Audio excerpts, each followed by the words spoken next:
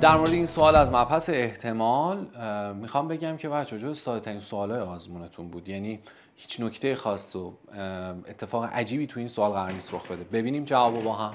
میگه تو پرتاب یه تاس 3 تا سکه با کدوم احتمال تعداد دفعاتی که سکه رو میاد 3 برابر عدد روی تاسه.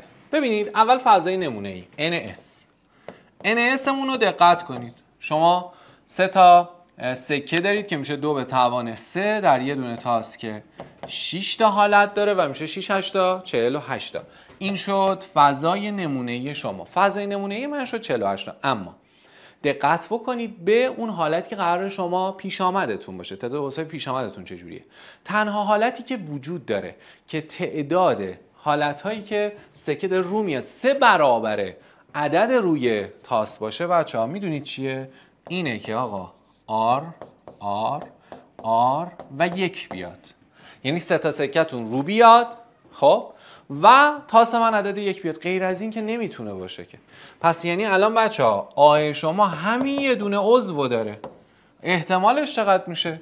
پی آی من برابر میشه با 1/48 و جوابتون میشه گزینه 3 و به همین سادگی به جواب رسیدیم.